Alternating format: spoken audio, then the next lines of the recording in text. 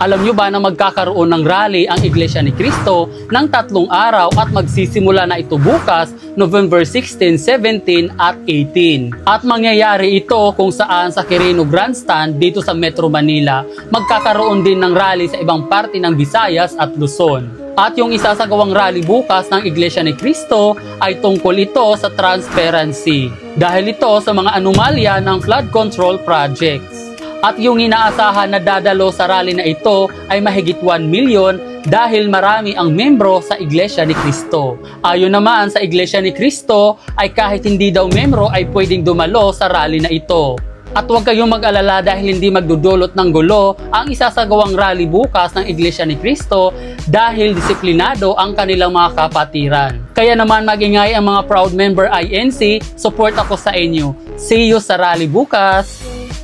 Grabe yung unang araw pa lang na ginawang rally ng Iglesia ni Cristo sa Quirino Grandstand, Manila, halos hindi ito mahulugan ng karayom sa sobrang dami ang pumunta dito. Ayon sa Manila Police District, umabot na sa 650,000 ang estimate crowd para sa kilos protesta kontra katiwalian ng Iglesia ni Cristo. Ngunit maaari pa itong mabawasan dahil ang iba ay nagsisialisan at mayroon naman nagsisidatingan paunti-unti. Panigurado ako, bukas sobrang dami na niyan. Kaya yung mga pupunta, mag-ingat kayo, lalo na ang yung cellphone at wallet. Magdala rin kayo ng sarili niyong pagkain, lalo na yung tubig at ekstrang damit. Dahil bukas, aabot na yan sa milyon ang bilang nito. Ang mga INC member pa naman ay nagkakaisa ang mga yan. Kaya iwasan yung manggulo at ipakita ang inyong suporta para sa peaceful rally na ito. Andito ako ngayon sa labas ng Quirino Grandstand sa Maynila para sa rally ng Iglesia ni Cristo for Transparency and a Better Democracy. At sa mga oras na ito ang sitwasyon ngayon dito. So kung makikita nyo dito sa aking paligid, is dito na sila natulog gamit ang kanilang dalang tent. At dumadagsa na rin ang mga tao ngayon mula pa sa iba't ibang probinsya para makiisa sa rally. At ito ang kanilang sigaw at ipinaglalaban. Expose the deeds of evil. Pera ng bayan, ibalik. Mga kurakot, ipiit. Ilabas ang katotohanan, panagutin ang may kasalanan. Mga pinunong gahaman, sumisira sa bayan. At INC is for transparency, accountability, and justice. At yan ang aking balita sitwasyon mula dito sa labas ng Quirino Grandstand. Ako po si Joseph Stanislao mula sa Sefistan TV. Ang sementeryo na ito ay nasunog sa araw mismo ng undas at nangyari ang sunog na ito sa Bangbang Cemetery kung saan sa Quezon City. Ayon sa Bureau of Fire Protection, nagsimula ang sunog alas 9 ng umaga at nagtagal ito mahigit 1 oras. Agad naman na naapula ang sunog alas 10 ng umaga at walang nasaktan sa pangyayaring ito. At posibleng kandila rin ang pinagmulan ng sunog na ito. Grabe, kawawa yung mga patay. Nasunog pa nga sila.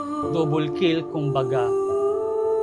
Alam nyo ba na isang babae sa United Kingdom ang aksidenteng nawala niya ang kanyang alagang pusa?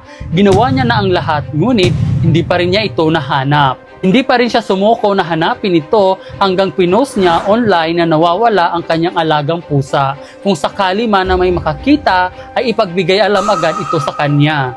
Sobrang nag-aalala na siya dahil hindi pa rin bumabalik ang alaga niya. Hanggang isang araw may nag-comment na sinabi na subukan niyang utusan ng ibang pusa na ipahanap ito. Kaagad naman na lumabas siya ng bahay at naghanap ng pusang kalye, kinausap niya ito ng pabulong at sinabi niya na pakiusap, hanapin mo naman ang alaga kong pusa na nawawala na si Wade. Mahal na mahal ko siya at 3 taon ko na siyang alaga. At pagkalipas lang ng 10 minuto, tumatakbo ang alaga niyang pusa sa kanya na parang umiiyak. At bilang gantimpala naman ay binigyan niya ng pagkain ang pusang inutusan niya. Ang kanyang ginawa ay ginamit niya ang isang paniniwala na mula pa sa Japan. Tinatawag ito na Japanese Missing Cat Method dahil naniniwala sila na ang mga pusa sa kanila ay nag-uusap-usap. So, try nyo nang kausapin ang alaga niyong pusa. Ang babaeng ito ay bumabahing ng paulit-ulit ng halos 12,000 sa isang araw. Siya si Caitlin na mula sa Texas. Sa edad na 12 years old, ito ang nangyayari sa kanya. This has taken a huge toll on my life. I want nothing more than for this to end. I just want it to be gone for good. Dahil sa nangyayari sa kanya, napipigilan niya lang ang pagbahing kapag siya ay tuwing natutulog at kumakain. At sa kanyang kondisyon na hindi niya magawa ang mga ginagawa na normal ng mga bata, tulad ng pakikipaglaro sa labas ng bahay at hindi rin siya makapasok sa paaralan. Pinatingin naman siya sa iba't ibang doktor ng kanyang mga magulang para malaman kung bakit siya paulit-ulit na bumabahing sa isang araw. Ngunit hindi malaman ng mga doktor kung ano itong kanyang kondisyon. At yung case na ito ay noong 2015 pa. Sana okay na siya ngayon. Ikaw, ilang beses kang bumabahing sa isang araw? Ako, minsan, wala. Alam nyo ba na ang content creator na si Pokirat ay pumunta ng Dubai kasama ang kanyang mga kaibigan, ngunit pagdating niya doon, siya hindi pinayagan makapasok at hinarangan ng immigration ng Dubai. Ayon ito sa kanyang post sa Blue App na may caption na "Naiyak ako na nanginginig at takot. Nasa Dubai na, pinauwi pa. Grabe." #offload. Dahil sa nangyari sa kanya, agad itong nag-viral at umani siya ng pambabatikos mula sa mga netizen. At posibleng may kinalaman daw ito sa suot ni Pokirat na wig, long nails at false eyelashes sa maaring paglabag ng mahigpit na patakaran ng UAE laban sa cross-dressing. Alam nyo naman na ang bansang ito ay sobrang istrikto, kaya dapat tayo ay sumunod sa kanilang patakaran. Kaya kayo pagpupunta ng ibang bansa, alamin nyo muna kung ano ang bawal at pwede para walang maging problema. Sana magbigay aral ito sa atin lahat yung nangyari kay Pokirat. Ano ang inyong masasabi tungkol dito? Totoo kaya ito na si Pokirat ay blacklisted na sa Dubai dahil sa ginawa niya sa pagiging maangas sa sarili at feeling entitled? Nag-CR pa sa CR ng mga pambabae sa airport ng Dubai. Ayon sa kwento ni Queen Hira, agad na napansin sa CCTV si Pokirat dahil sa sobrang ingay niya paglabas pa lang ng eroplano. Mas lalo pa daw lumala ang sitwasyon nang bigla siyang pumasok sa CR ng mga pambabae. Kaya naman nakuha niya ang atensyon ng mga security sa airport. Samantalang nilinaw naman ng immigration officer na hindi issue ang suot o pananamit kung hindi maaaring magdulot at panganib ang maling kilos. Ayon pa sa kanila, sinabi, "This is not about the dress. This is about the security." Saad umano kay Queen Hira. Ano sa tingin nyo? Totoo kaya ito? O baka naman, fake news lang to? Ano ang masasabi nyo tungkol dito? Congratulations, Miss Fatima, our new Miss Universe 2025 from Mexico na ginanap ngayong gabi sa Thailand time. Still, congrats din sa iyo, Atisa Manalo, for being 4th runner-up sa Miss Universe 2025 at Hakot Award din siya. Hindi ka mananalo, proud pa rin kami sa iyo. Isipin nyo na lang, 120 na candidates ang sumali this year kasama ang Pilipinas sa top 5. Para sa amin, ikaw pa rin ang nagwagi. Again, congratulations, Miss Mexico, our new Miss Universe 2025.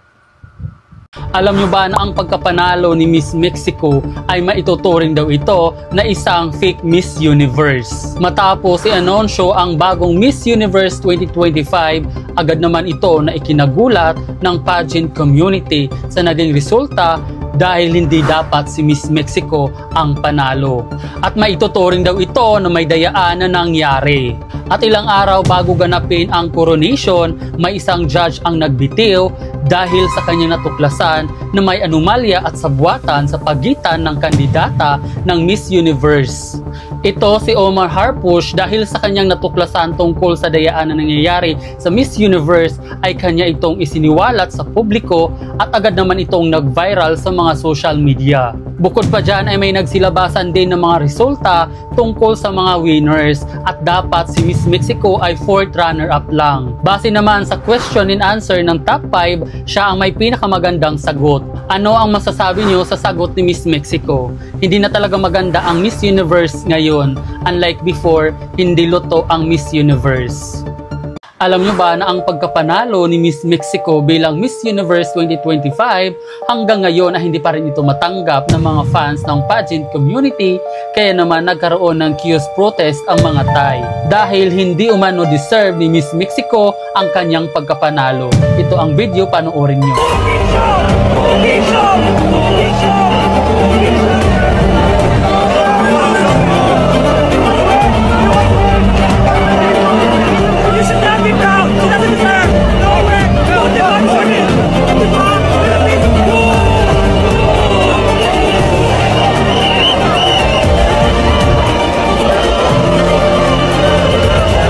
At ito pa, may isang larawan na kumalat na itong si Fatima at ang direktor ng Miss Universe are having a secret relationship. Sa likod ng kanyang pagkapanalo ay mayroon din daw itong business purposes. At para makasigurado na hindi AI ang kanilang picture, iniskan ito at ang lumabas 100% human. At labis na rin ang ginagawa ng ibang netizen sa larawan ni Miss Universe. Ito, tingnan nyo, ginawang kaserola ang kanyang corona. Ito pa yung malala dahil hindi niya matanggap ang pagkapanalo ni Miss Mexico, binasag niya ang kanilang TV. Mayroon din yung pinagtulungan ng top 5 si Miss Mexico at hindi lang yan, marami ding iba't ibang memes ang lumalabas tungkol sa larawan ni Miss Mexico. At mayroon ding nagko-comment na hindi maganda tungkol kay Miss Mexico, katulad dito na para daw siyang decor sa Christmas tree na nahulog. Ano ang opinion nyo sa pagkapanalo ni Miss Mexico at ano ang masasabi nyo tungkol dito?